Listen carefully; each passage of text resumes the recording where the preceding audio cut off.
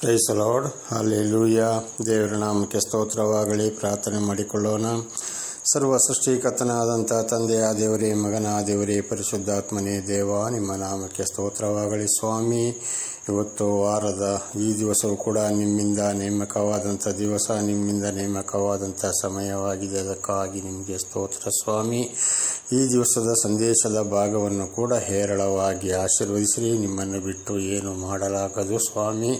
ದೇವ, ನಿಮಗೆ ಸ್ತೋತ್ರ. ಇದನ್ನು ಕೇಳುತ್ತಿರುವಂಥ ನನ್ನ ಸಹೋದರ ಸಹೋದರಿ ಕೂಡ ಚೆನ್ನಾಗಿ ಕೇಳಿ ಅರ್ಥ ಮಾಡಿಕೊಂಡು ನಿಮ್ಮಿಂದ ಆಶೀರ್ವಾದವನ್ನು ಹೊಂದಿ ಅವರು ಕೂಡ ಇತರರಿಗೆ ಇದನ್ನು ಸಾಕ್ಷಿಯಾಗಿ ತಿಳಿಸುವಂತೆ ಅವರನ್ನು ಕೂಡ ಹೇರಳವಾಗಿ ಆಶೀರ್ವದಿಸಿರಿ.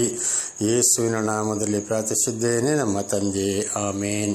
ಇದನ್ನು ಕೇಳುತ್ತಿರುವಂಥ ನನ್ನ ಸಹೋದರ ಸಹೋದರಿಯರೇ, ನಿಮಗೂ ಕೂಡ ನನ್ನ ನಮಸ್ಕಾರಗಳು. ಈ ದಿವಸದ ಸಂದೇಶದ ಭಾಗ ಕೂಡ ವಿಚ್ಛೇದನೆ ಬಗ್ಗೆ ಗಂಡಸರಿಗೆ ಭಾಗ 3. ವಿಚ್ಛೇದನೆ ಬಗ್ಗೆ ಗಂಡಸರಿಗೆ ಭಾಗ 3. ವಚನದ ಕಡೆಗೆ ಹೋಗೋಣ. ದೇವರ ನಾಮಕ್ಕೆ ಸ್ತೋತ್ರವಾಗಲಿ. ಹಲ್ಲೆಲೂಯಾ. ಮಲಾಕಿಯ ಗ್ರಂಥ 2ನೇ ಅಧ್ಯಾಯ 13ರಿಂದ 16. ಮಲಾಕಿ 2, 13ರಿಂದ 16. ದೇವರ ನಾಮಕ್ಕೆ ಸ್ತೋತ್ರವಾಗಲಿ. ಇನ್ನೊಂದನ್ನು ನಡೆಸುತ್ತೀರಿ. ಯೆಹೋವನ ಯಜ್ಞವೇದಿಯನ್ನು ಕಣ್ಣೀರಿನಿಂದಲೂ ಅಳುವಿಕೆಯಿಂದಲೂ ನರಳಾಟದಿಂದಲೂ ತುಂಬಿಸಿ ಮುಚ್ಚುತ್ತೀರಿ. ಆದ ಕಾರಣ ಆತನು ನಿಮ್ಮ ನೈವೇದ್ಯವನ್ನು ಇನ್ನೂ ಲಕ್ಷಿಸನು, ನಿಮ್ಮ ಕೈಯಿಂದ ಅದನ್ನು ಪ್ರಸನ್ನನಾಗಿ ಸ್ವೀಕರಿಸನು. ದೇವರ ನಾಮಕ್ಕೆ ಸ್ತೋತ್ರವಾಗಲಿ. ನೀವು ಪ್ರಾರ್ಥನೆಗೆ, ಅಂದರೆ ಇದರ ಅರ್ಥ ಮಲಾಕಿ ಮುಖಾಂತರ ತಿಳಿಸಿರೋದು, ನೀವು ಪ್ರಾರ್ಥನೆಗೆ ಹೋಗುವಾಗ್ತೀರ, ಬರುವಾಗಲೂ ಪ್ರಾರ್ಥನೆಯಲ್ಲಿಯೂ ನಿಮ್ಮ ಮನೆಯಲ್ಲಿಯೂ ಖಂಡಿತವಾಗಿಯೂ ಕೂಡ ನಿಮ್ಮ ಯಜ್ಞ ಎಂಬ ನಿಮ್ಮ ಪ್ರಾರ್ಥನೆಯನ್ನು ನೀವು ಸಲ್ಲಿಸ್ತಾ ಇದ್ದೀರಿ. ಆವ ಕಣ್ಣೀರಿನಿಂದಲೂ ದುಃಖದಿಂದಲೂ ತುಂಬಿಸ್ತಾ ಇದ್ದೀರಿ. ಕಾರಣ ಯಾಕೆ? ನಿಮ್ಮ ಪ್ರಾರ್ಥನೆಯನ್ನು ಮತ್ತು ನಿಮ್ಮ ಯಜ್ಞವನ್ನು ನಾನಿನ್ನು ಲಕ್ಷಿಸುವುದಿಲ್ಲ, ನಿಮ್ಮ ಕಾಣಿಕೆಯನ್ನು ಕೂಡ ನಾನು ಕೈಯಿಂದ ಸ್ವೀಕರಿಸುವುದಿಲ್ಲ. ಇದು ಯಾವುದು ಬೇಡ, ನನಗೆ ಬಹಳ ಬೇಸರವಾಗಿದೆ ಎಂಬುದಾಗಿ ಮಲಾಕಿಯ ಮೂಲಕ ಇಸ್ರಾಯೇಲರಿಗೆ ತಿಳಿಸಿದಂಥದ್ದು. ಇದು ನಮ್ಮ ಜೀವಿತಕ್ಕೂ ಕೂಡ. ಇದು ಕೂಡ ಅನೇಕರು ಇವತ್ತು ಪ್ರಾರ್ಥನೆಗೆ ಬಹಳ ದುಃಖ ದುಗುಡಗಳಿಂದ ಇವತ್ತು ಬರ್ತಾ ಇದ್ದಾರೆ, ಪ್ರಾರ್ಥನೆ ಮಾಡ್ತಾ ಇದ್ದಾರೆ, ಪ್ರಾರ್ಥನೆಗೆ ಉತ್ತರವನ್ನು ಸಿಗ್ತಾ ಇಲ್ಲ, ಯಾವ ಕಷ್ಟ ಸಂಕಟಗಳನ್ನು ನೀಡ್ತಾ ಇಲ್ಲ ಎಂಬುದಾಗಿ ಇವತ್ತು ಅನೇಕರು ಇವತ್ತು ಬೇಸರ ಪಡ್ತಾ ಇದ್ದಾರೆ. ಅದರಲ್ಲಿ ವಿಶೇಷವಾಗಿ ಈ ಸಂದೇಶದ ಭಾಗ ಗಂಡಸರಿಗೆ, ನಿಮ್ಮ ಕಾಣಿಕೆಯನ್ನು ಕೂಡ ನಾನು ಸ್ವೀಕರಿಸುವುದಿಲ್ಲ, ಪ್ರಾರ್ಥನೆಯನ್ನು ಕೂಡ ಕೇಳುವುದಿಲ್ಲ ಎಂಬುದಾಗಿ. ಕಾರಣ ಏನಪ್ಪ? 14ನೇ ವಚನ. ಇದೇಕೆ ಅನ್ನುತ್ತೀರೋ? ನಿನಗೂ ನಿನ್ನ ಯೌವನದ ಹೆಂಡತಿಗೂ ಆದ ಒಡಂಬಡಿಕೆಗೆ ಯೆಹೋವನೇ ಸಾಕ್ಷಿಯಾಗಿದ್ದಾನಲ್ಲ. ದೇವರ ನಾಮಕ್ಕೆ ಸ್ತೋತ್ರವಾಗಲಿ. ಹಿರಿಯರ ಮೂಲಕ ನಾವು ಇಲ್ಲಿವರೆಗೆ ವಿಚ್ಛೇದನೆ ಬಗ್ಗೆ ವಾಕ್ಯಗಳನ್ನು ಕೇಳ್ತಾ ಬಂದಿದ್ದೇವೆ. ಅದು ಖಂಡಿತ ಹಿರಿಯರ ಸಮ್ಮುಖದಲ್ಲಿ ಗಂಡ ಹೆಂಡತಿಗೆ ಅಪ್ಪ ಅವರು ತಾಳಿ ಕಟ್ಟುವುದಾಗಲಿ, ಮದುವೆ ಆಗುವುದಾಗಲಿ, ಒಡಂಬಡಿಕೆ ಆಗುವುದಾಗಲಿ, ಪ್ರಮಾಣ ಮಾಡುವುದಾಗಲಿ, ಪ್ರತಿಯೊಂದಕ್ಕೂ ದೇವರೇ ಸಾಕ್ಷಿಯಾಗಿದ್ದಾನೆ. ಪರಲೋಕದ ಮೇಲೆ, ಜಲರಾಶಿಯ ಮೇಲೆ ಸಿಂಹಾಸನ ರೂಢನಾಗಿ ಪ್ರತಿಯೊಂದು ಹಿರಿಯರ ಸಮ್ಮುಖದಲ್ಲಿ ಗಂಡ ಹೆಂಡತಿಯಾಗುವ ಪ್ರತಿಯೊಂದು ಮಾತಿಗೂ ಆ ಗಂಡ ಹೆಂಡತಿಗೂ ಸಾಕ್ಷಿ ದೇವರಾಗಿದ್ದಾನೆ. ಆದ್ದರಿಂದ ನಿನ್ನ ಯೌವನದ ಹೆಂಡತಿಗೆ ಒಡಂಬಡಿಕೆ ಮಾಡಿಕೊಳ್ಳುವಾಗ, ಯೌವನದಲ್ಲಿ ಮದುವೆಯಾಗುವಾಗ ಸಾಕ್ಷಿಯಾಗಿದ್ದಾನೆ. ನಿನ್ನ ಸಹಚಾರಣಿಯು ನಿನ್ನ ಒಡಂಬಡಿಕೆಯ ಪತ್ನಿಯೂ ಆದ ಆಕೆಗೆ ನೀನು ದ್ರೋಹ ಮಾಡಿದ್ದಿ. ಪ್ರೀತಿ ವಿಶ್ವಾಸದಿಂದ ನಿನ್ನ ಹೆಂಡತಿಯಾಗಿ ಬಂದು ನೀನು ಸ್ವೀಕಾರ ಮಾಡಿದಂಥ ಪತ್ನಿಗೆ ನೀನು ಏನು ಮಾಡ್ತಾ ಇದ್ದೀಯಾ? ದ್ರೋಹ ಮಾಡಿದ್ದೀಯಾ. ಮದುವೆಯಾಗುವಾಗ ಎಷ್ಟು ಪ್ರೀತಿ ಇತ್ತು, ಆ ಪ್ರೀತಿ ಮದುವೆಯಾದ ಮೇಲೆ ಇಲ್ಲ. ನೀನು ದ್ರೋಹ ಮಾಡಿದ್ದಿ, ಹಿಂಸೆ ಕೊಟ್ಟಿದ್ದಿ, ಹೊಡೆದಿದ್ದಿ. ಬೆಳ್ಳಿ ಬಂಗಾರಕ್ಕಾಗಿ, ಗಾಡಿಗಾಗಿ, ಸೈಟಿಗಾಗಿ, ಮನೆಗಾಗಿ, ಅಥವಾ ಹಣ ತಗೊಂಡು ಬಾ, ವರದಕ್ಷಿಣೆ ತಗೊಂಡು ಬಾ ಎಂಬುದಾಗಿ ಹಿಂಸೆ ಕೊಟ್ಟಿದ್ದೀಯಾ. ಪರಮಾತ್ಮ 15ನೇ ವಚನ. ಪರಮಾತ್ಮ ವಂಶನಾದ ಯಾವನು ಹೀಗೆ ಮಾಡಲಿಲ್ಲ. ಪರಮಾತ್ಮನಿಂದ, ಅಂದರೆ ಆ ಸೃಷ್ಟಿಕರ್ತ ದೇವರಿಂದ ಹುಟ್ಟಿದವನು ಯಾರು ಹೀಗೆ ಮಾಡುವುದಿಲ್ಲ, ಮಾಡಲಿಲ್ಲ. ಆದರೆ ನೀನು ಮಾಡ್ತಾ ಇದ್ದೀಯ ಎಂಬುದಾಗಿ, ಅಂದರೆ ಹೆಂಡತಿಗೆ ಶಿಕ್ಷೆ ಕೊಡುವ ಗಂಡಸರಿಗೆ, ವಿಚ್ಛೇದನಕ್ಕಾಗಿ ಮಾಡುವಂಥ ಗಂಡಸರಿಗೆ. ಆ ಪ್ರಸಿದ್ಧನೊಬ್ಬನು ಏಕೆ ಇಂತಹ ಕೃತ್ಯ ಮಾಡಿದನು? ದೇವರ ವರವಾದ ಸಂತಾನವನ್ನು ಹಾರೈಸಿಯೇ. ಹೀಗಿರುವಳು ನಿಮ್ಮ ಆತ್ಮವನ್ನು ಎಚ್ಚರಿಕೆಯಿಂದ ನೋಡಿಕೊಳ್ಳಿರಿ. ಯಾವನು ತನ್ನ ಯೌವನದ ಪತ್ನಿಗೆ ದ್ರೋಹ ಮಾಡದಿರಲಿ. ಯಾಕಪ್ಪ? ದೇವರು ದೇವರು ಗಂಡ ಹೆಂಡತಿಯನ್ನಾಗಿ ಆದಿಕಾಂಡ 1ನೇ ಅಧ್ಯಾಯ 28ನೇ ವಚನದಲ್ಲಿ ನೋಡುವಾಗ ಆ ಗಂಡ ಹೆಂಡತಿಯನ್ನು ಸೃಷ್ಟಿ ಮಾಡಿ ದೇವರು ಆಶೀರ್ವಾದ ಮಾಡಿದ್ದಾರೆ. ನಿಮ್ಮ ಸಂತಾನವು ಭೂಲೋಕದಲ್ಲಿ ತುಂಬಿಕೊಳ್ಳಿರಿ, ಭೂಲೋಕವನ್ನು ವಶಪಡಿಸಿಕೊಳ್ಳಿರಿ ಎಂಬುದಾಗಿ.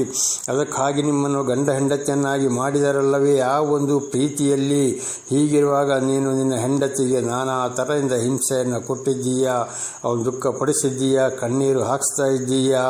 ಒಡಂಬಡಿಕೆ ಯೌವನದಲ್ಲಿ ಆದಂಥ ಹೆಂಡತಿಗೆ. ಆದುದರಿಂದ ತನ್ನ ಯೌವನದ ಪತ್ನಿಗೆ ಯಾರೂ ದ್ರೋಹ ಮಾಡದಿರಲಿ. ಹೀಗಿರಲು ನಿಮ್ಮ ಆತ್ಮವನ್ನು ಎಚ್ಚರಿಕೆಯಿಂದ ನೋಡಿಕೊಳ್ಳಿರಿ. ಆದರೆ ಹೆಂಡತಿಯರಿಗೆ ಆ ರೀತಿ ನಾನಾ ಥರದ ಶಿಕ್ಷೆ ಅನವಶ್ಯವಾಗಿ ಕೊಡುವುದಾದರೆ ಅಂಥ ಗಂಡತರಿಗೆ ಶಿಕ್ಷೆ ತಪ್ಪಿದ್ದಲ್ಲ. ಇದು ಈ ಹಿಂದೆಯೂ ಕೂಡ ಒಬ್ಬನಿಗೆ ಬಲದ ಕೈ ಮತ್ತು ಬಲದ ಕಾಲಿಗೆ ಜೊತೆಯಲ್ಲಿ ಹೆಂಡತಿಗೆ ಹಿಂಸೆ ಕೊಟ್ಟು ಲಕ್ಕ ಹೊಡೆಯುತ್ತೆಂಬುದಾಗಿ ನನ್ನ ಮೂಲಕ ಸಾಕ್ಷಿ ಕೇಳಿದ್ದೀರಿ.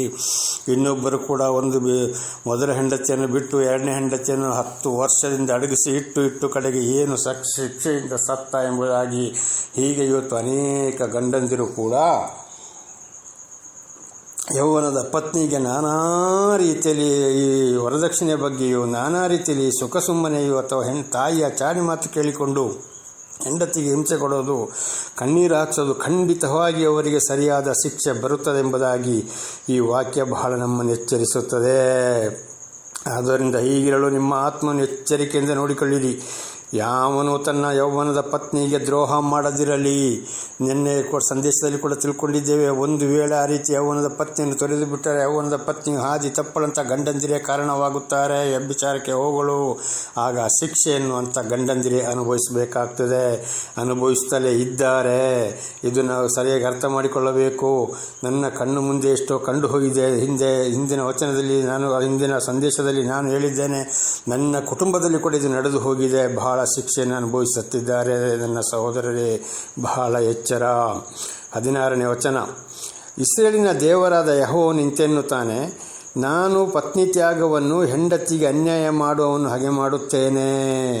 ನಾನು ಒಂದುಗೂಡಿಸಿದಂಥ ಅವರ ಯೌವನದಲ್ಲಿ ಆದಂಥ ಮದುವೆಗೆ ಯೆಹೋವನೇ ಸಾಕ್ಷಿಯಾಗಿದ್ದಾನಲೆಂಬುದಾಗಿ ನಾವು ಕೇಳಿದ್ದೇವೆ. 14ನೇ ವಚನದಲ್ಲಿ ಹೀಗಿರುವಾಗ ದೇವರು ಹೇಳ್ತಾ ಇದ್ದಾರೆ, ಖಂಡಿತವಾಗಿ ನಾನು ಹೆಂಡತಿಯನ್ನು ಬರೀ ಒಂದೇ ಒಂದು ಅನೈತಿಕ ಸಂಪರ್ಕ, ಇತರರೊಂದಿಗೆ ಸಂಪರ್ಕ ಇಟ್ಟುಕೊಂಡು ಸಾಕ್ಷಿ ಆದರೆ ಮಾತ್ರ, ಇಲ್ಲದ್ರೆ ಯಾವುದೇ ಕಾರಣಕ್ಕೂ ಹೆಂಡತಿಯನ್ನು ಬಿಡಬಾರದು.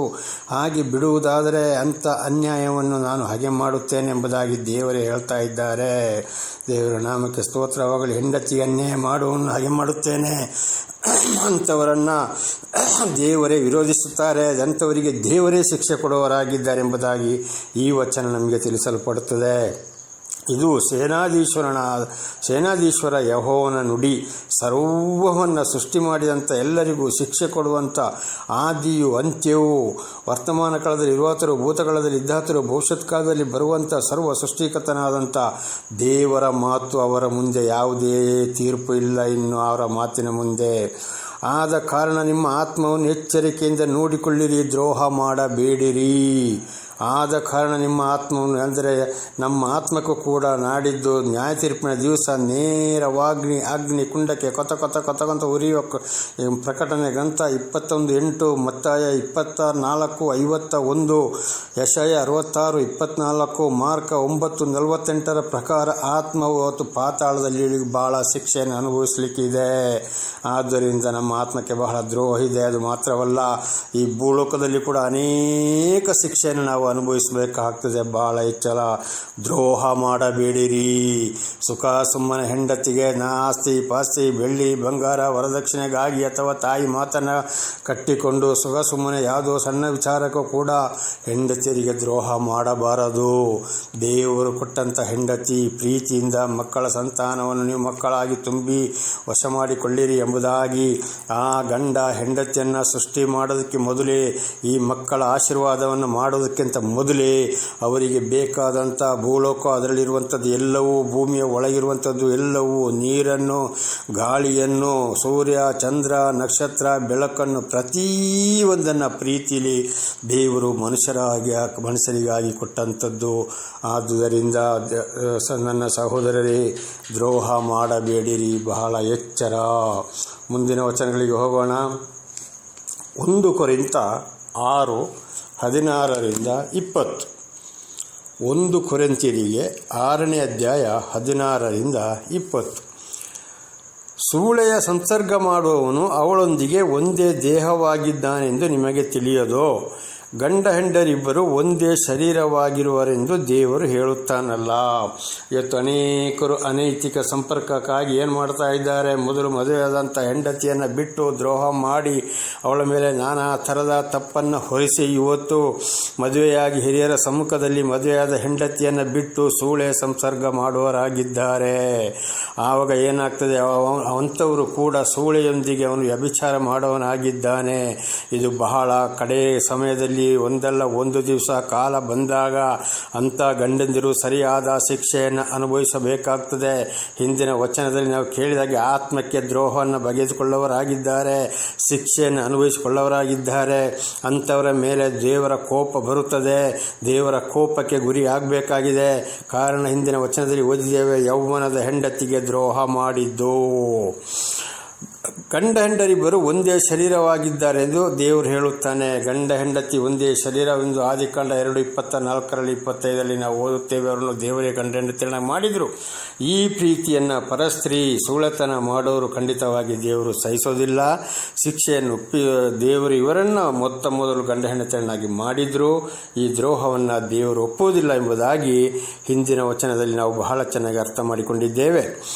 ಕರ್ತನ ಸಂಸರ್ಗದಲ್ಲಿರುವವನಾದರೂ ಆತನೊಂದಿಗೆ ಒಂದೇ ಆತ್ಮನಾಗಿದ್ದಾನೆ. ದೇವರ ಮಾತನ್ನು ಕೇಳಿ ಅದನ್ನು ಅದೇ ಪ್ರಕಾರ ನಡೆದುಕೊಳ್ಳುವವನು ದೇವರೊಂದಿಗಿರುವವನಾಗಿದ್ದಾನೆ. ಅಂಥವರ ಮೇಲೆ ದೇವರಿಗೆ ಬಹಳ ಪ್ರೀತಿ.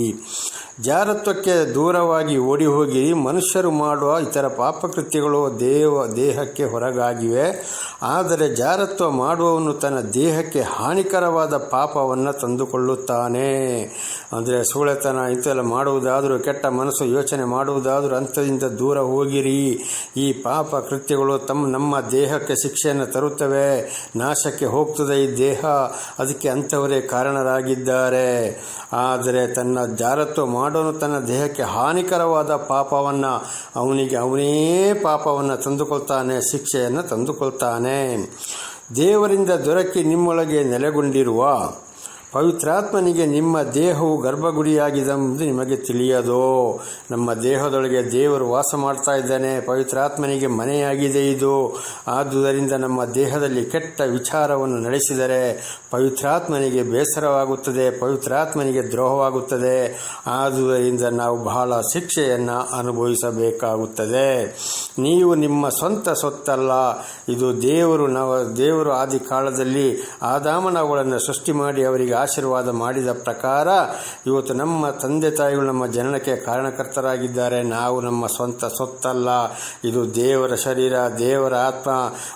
ನಮ್ಮನ್ನು ದೇವರು ಎಲ್ಲವನ್ನು ಕೊಟ್ಟು ಸಾಕ್ತಾ ಇರೋರು ದೇವರಾಗಿದ್ದಾರೆ. ನಮ್ಮದೆಂಬುದು ಯಾವುದು ಇದಿಲ್ಲ, ಇದು ದೇವರ ಶರೀರ. ಆದ್ದರಿಂದ ದ್ರೋಹ ಮಾಡಬಾರದು. ನೀವು ಕ್ರಯಕ್ಕೆ ಕೊಳ್ಳಲ್ಪಟ್ಟವರು. ನಮ್ಮ ಅನೇಕ ಪಾಪಗಳನ್ನು, ನಮ್ಮ ಹಿರಿಯರ ಪಾಪಗಳನ್ನು ಯೇಸುಸ್ವಾಮಿ ಶಿಲುಬೆಯ ಮೇಲೆ ರಕ್ತ ಸುರಿಸಿ ನಮ್ಮನ್ನು ಕೊಂಡುಕೊಂಡಿದ್ದಾರೆ. ಅದಕ್ಕಾಗಿ ಮನುಷ್ಯನ ಅವತಾರವೆತ್ತಿ ಬಂದರು. ರಕ್ತದಿಂದ ನಮ್ಮನ್ನು ಕೊಂಡುಕೊಂಡವರಾಗಿದ್ದಾರೆ. ಹೀಗಿರುವಾಗ ನಾವು ದ್ರೋಹ ಮಾಡಿದರೆ ದೇವರು ಸಹಿಸಿಕೊಳ್ಳವರಲ್ಲ. ಆದ ಕಾರಣ ನಿಮ್ಮ ದೇಹದಲ್ಲಿ ದೇವರ ಪ್ರಭಾವವನ್ನು ಪ್ರಕಾಶಪಡಿಸಿರಿ. ಆದ ಕಾರಣ ನಮ್ಮ ದೇಹದಲ್ಲಿ ಏನು ಮಾಡಬೇಕು? ದೇವರಿಗೆ ಸಾಕ್ಷಿಯಾಗಿ ದೇವರು ಹೇಳಿದ ಪ್ರಕಾರ ನಡೆದು ನಾವು ದೇವರಿಗೆ ಪ್ರೀತಿಯಾಗಿ ನಾವು ಜೀವಿಸಬೇಕು. ಹೊರತು ಯಾವುದೇ ಕಾರಣಕ್ಕೂ ಯಾವುದೇ ವಿಚಾರದಲ್ಲಿ, ಅದರಲ್ಲಿ ವಿಶೇಷವಾಗಿ ಸಂದೇಶದ ಪ್ರಕಾರ ಹೆಂಡತಿಯರಿಗೆ ಅನ್ಯಾಯ ಮಾಡಿದ್ದನ್ನು ಖಂಡಿತವಾಗಿಯೂ ದೇವರು ಸಹಿಸುವುದಿಲ್ಲ. ಯಾವುದೇ ಕಾರಣಕ್ಕೂ ದೇವರ ವಾಕ್ಯಕ್ಕೆ ಅವಿಧೇಯರಾದರೂ ಕೂಡ ದೇವರು ಸಹಿಸೋದಿಲ್ಲ. ಈ ಸಂದೇಶದ ಪ್ರಕಾರ ಇದಕ್ಕೆ ಸಂಬಂಧಪಟ್ಟ ಹಾಗೆ ತನ್ನ ಹೆಂಡತಿಗೆ ಅವಮಾನ ಮಾಡಿದವರು, ಅನ್ಯಾಯ ಮಾಡಿದವರು ಖಂಡಿತವಾಗಿ ದೇವರು ಅಂಥವರನ್ನು ಸಹಿಸುವುದಿಲ್ಲ, ಶಿಕ್ಷೆಗೆ ಪಡಿಸುತ್ತಾನೆ. ಮುಂದಿನ ವಚನಕ್ಕೆ ಹೋಗೋಣ. ದೇವರ ನಾಮಕ್ಕೆ ಸ್ತೋತ್ರವಾಗಲಿ. 1 ಕೊರಿಂಥಿಯರಿಗೆ 7ನೇ ಅಧ್ಯಾಯ 15 ಮತ್ತು 16ನೇ ವಾಕ್ಯ. 1 ಕೊರಿಂಥಿಯರಿಗೆ 7, 15, 16. ಆದರೆ ಕ್ರಿಸ್ತ ನಂಬಿಕೆ ಇಲ್ಲದವನು ಅಗಳಬೇಕೆಂದಿದ್ದರೆ ಅಗಲಿ ಹೋಗಲಿ. ಇಂಥ ಸಂದರ್ಭಗಳಲ್ಲಿ ಕ್ರೈಸ್ತ ಸಹೋದರನಾಗಲಿ ಸಹೋದರಿಯಾಗಲಿ ಬದ್ಧರಲ್ಲ, ಸಮಾಧಾನದಲ್ಲಿರಬೇಕೆಂದು ದೇವರು ನಿಮ್ಮನ್ನು ಕರೆದಿದ್ದಾನೆ. ಎಲವು ಸ್ತ್ರೀಯೇ, ನಿನ್ನ ಗಂಡನನ್ನು ರಕ್ಷಿಸುವಿಯೋ? ಏನು ನಿನಗೇನು ಗೊತ್ತು? ಎಲೈ ಪುರುಷನೇ, ನಿನ್ನ ಹೆಂಡತಿಯನ್ನು ರಕ್ಷಿಸುವೋ ಏನೋ ನಿನಗೇನು ಗೊತ್ತು? ದೇವರು ನಮ್ಮನ್ನು ಕರೆದ ಮೇಲೆ, ದೇವರೊಂದಿಗೆ ನಾವು ಜೀವಿಸಲು ಹೊರಟ ಮೇಲೆ, ಒಂದು ವೇಳೆ ಹೆಂಡತಿಯಲ್ಲಿ ಅವಿಶ್ವಾಸಿಯಾದರೆ, ಹೆಂಡತಿಯು ದೇವರೊಂದಿಗೆ ಜೀವಿಸಲು ಒಪ್ಪದಿದ್ದರೆ, ಗಂಡನು ದೇವರೊಂದಿಗೆ ಜೀವಿಸುವಾಗ ಅಂಥ ಹೆಂಡತಿಯು ನಿನ್ನನ್ನು ಬಿಟ್ಟು ಹೋದರೆ ಹೋಗಲಿ, ಅವಳನ್ನು ಅವಳ ಇಷ್ಟಕ್ಕೆ ಬಿಟ್ಟು ಬಿಡು. ಯಾಕೆಂದರೆ ಇಲ್ಲಿ ಜಗಳ ಬರುತ್ತದೆ. ಜಗಳದ ಕುಟುಂಬ ದೇವರಿಗೆ ಇಷ್ಟವಿಲ್ಲ. ಅದಕ್ಕೆ ಇಲ್ಲಿ 15ನೇ ವಚನದಲ್ಲಿ ನೋಡಿದ್ದೇವೆ, ನೀವು ಸಮಾಧಾನದಲ್ಲಿರಬೇಕು ಅಂತೇಳಿ ದೇವರು ನಿಮ್ಮನ್ನು ಸೃಷ್ಟಿ ಮಾಡಿದರು. ಆದರೆ ಅಲ್ಲಿ ಅವಿಶ್ವಾಸಿಯಾದಂಥ ಜಗಳ ಮಾಡುವಂಥ ಹೆಂಡತಿ ದೇವರಿಗಾಗಿರುವುದಾದರೆ ಬಿಟ್ಟು ಹೋದರೆ ಹೋಗಲಿ ಎಂಬುದಾಗಿ ಅಪೊಸ್ತಲನಾದ ಪೌಲರ ಮೂಲಕ ಕೊರಿಂಥಿಯರಿಗೆ ಬರೆದ ಸಭೆಗೆ ಪತ್ರ ಬರೆದಲ್ಲಿ ತಿಳಿಸಿದ್ದಾರೆ. ಇದು ನಮ್ಮ ಜೀವಿತಕ್ಕೂ ಕೂಡ ಅದೇ ರೀತಿಯಲ್ಲಿ ಸ್ತ್ರೀಯರಿಗೂ ಕೂಡ ದೇವರು ಹೇಳ್ತಾ ಇದ್ದಾರೆ, ಅಪ್ಪ, ನಿನ್ನ ಗಂಡನು ಅವಿಶ್ವಾಸಿ ಆದರೆ ದೇವರೊಂದಿಗೆ ಜೀವಿಸಲು ಒಪ್ಪದಿದ್ದರೆ ಅಂಥವನ್ನು ಬಿಟ್ಟು ಹೋದರೆ ಹೋಗಲಿ ಎಂಬುದಾಗಿ, ಅದಕ್ಕೆ ಯಾರು ಬದ್ಧರಲ್ಲ, ಅದಕ್ಕೆ ತಡೆಬೇಡ ಎಂಬುದಾಗಿ ಪೌಲನ ಮುಖಾಂತರ ದೇವರು ಕೊರಿಂಥಿಯರಿಗೆ ಸಭೆಗೆ ತಿಳಿಸಿದ್ದಾರೆ. ಇದು ನಮ್ಮ ಜೀವಿತದಲ್ಲಿ ಕೂಡ ಹಾಗೆ, ಇದು ನನ್ನ ಜೀವಿತದಲ್ಲಿ ಕೂಡ ನಡೆದು ಹೋಯಿತು. ಬಹಳ ಚೆನ್ನಾಗಿದ್ದು. ಕಡೆಗೆ ನನ್ನ ಹೆಂಡತಿ ದೂರವಾದಳು, ಮಕ್ಕಳನ್ನು ಹೆಂಡತಿಯು ದೂರ ಮಾಡಿಸಿದಳು. ಅವರು ಇವತ್ತು ಬಹಳ ದೂರವಾಗಿದ್ದಾರೆ ಪ್ರಾಪಂಚಿಕ ವಿಷಯದಲ್ಲಿ. ಆದರೂ ನಾವು ಅವರಿಗಾಗಿ ಪ್ರಾರ್ಥಿಸಬೇಕು, ದೇವರಿಗೆ ಅವರನ್ನು ನಾವು ಒಪ್ಪಿಸಿಕೊಡಬೇಕು. ಆ ಕೆಲಸ ಇವತ್ತು ನಾನು ಮಾಡ್ತಾ ಇರುವವನಾಗಿದ್ದೇನೆ. ದೇವರು ನಮಗೆ ಸ್ತೋತ್ರವಾಗಲಿ. ಹಾಗೆ ಅವಿಶ್ವಾಸಿಯಾಗಿ ಬಿಟ್ಟು ಹೋದರೆ ಹೋಗಲಿ, ಅದಕ್ಕೆ ಯಾರು ಬದ್ಧರಲ್ಲ, ಅದು ದೇವರು ನೋಡೋವನಾಗಿದ್ದಾನೆ. ದೇವರ ನಾಮಕ್ಕೆ ಸ್ತೋತ್ರವಾಗಲಿ. ಹಾಲೆಲೂಯ. ಈ ಒಂದು ಸಂದೇಶವನ್ನು ನನ್ನ ಸಹೋದರರಿಗೆ ಬಹಳ ಎಚ್ಚರಿಸಲು ದೇವರು ಸಹಾಯ ಮಾಡಿದಕ್ಕಾಗಿ ದೇವರಿಗೆ ಸ್ತೋತ್ರ. ಪ್ರಾರ್ಥನೆ ಮಾಡಿಕೊಳ್ಳೋಣ. ಸರ್ವಸೃಷ್ಟಿಕರ್ತನಾದಂಥ ತಂದೆ, ಮಗ, ಪರಿಶುದ್ಧನಾದಂಥ ತ್ರಿಯೇಕ ದೇವರೇ, ಇವತ್ತಿನ ಈ ಒಂದು ಸಂದೇಶವನ್ನು ನನ್ನ ಸಹೋದರರಿಗೆ ಬಹಳ ಎಚ್ಚರವಾಗಿ ತಿಳಿಸಲು ನೀವು ಸಹಾಯ ಮಾಡಿದಕ್ಕಾಗಿ ಸ್ತೋತ್ರ. ಇದನ್ನು ಕೇಳುತ್ತಿರುವಂಥ ನನ್ನ ಸಹೋದರ ಸಹೋದರಲ್ಲಿ ಏನಾದರೂ ತಪ್ಪುಗಳು ಬಂದು ಹೋಗಿದ್ದರೆ ಅವರನ್ನು ಕ್ಷಮಿಸಿ ಸರಿಪಡಿಸಿಕೊಂಡು ಕ್ಷಮೆಯನ್ನು ಯಾಚಿಸಿ ನಿಮ್ಮಿಂದ ಆಶೀರ್ವಾದವನ್ನು ಹೊಂದಿ ಜೀವಿಸುವಂತೆಯೂ, ಅನೇಕರಿಗೆ ಇದರ ವಿಷಯ ಅವರು ಸಾರುವಂತೆಯೂ, ಸಾಕ್ಷಿಗಳಾಗಿ ಜೀವಿಸುವಂತೆಯೂ ಅವರನ್ನು ಕೂಡ ಹೇರಳವಾಗಿ ನೀವು ಆಶೀರ್ವದಿಸಿರಿ. ನಿಮ್ಮೆಲ್ಲ ಉಪಕಾರಗಳಿಗಾಗಿ ಕೃತಜ್ಞತಾ ವಂದನೆಗಳು. ಯೇಸುವಿನ ನಾಮದಲ್ಲಿ ಪ್ರಾರ್ಥಿಸಿದ್ದೇನೆ ನಮ್ಮ ತಂದೆಯಾದ ದೇವರೇ, ಆಮೇನ್. ಇದನ್ನು ಕೇಳುತ್ತಿರುವಂಥ ನನ್ನ ಸಹೋದರ ಸಹೋದರಿಯರೇ, ನಿಮಗೂ ಕೂಡ ನನ್ನ ಧನ್ಯವಾದಗಳು.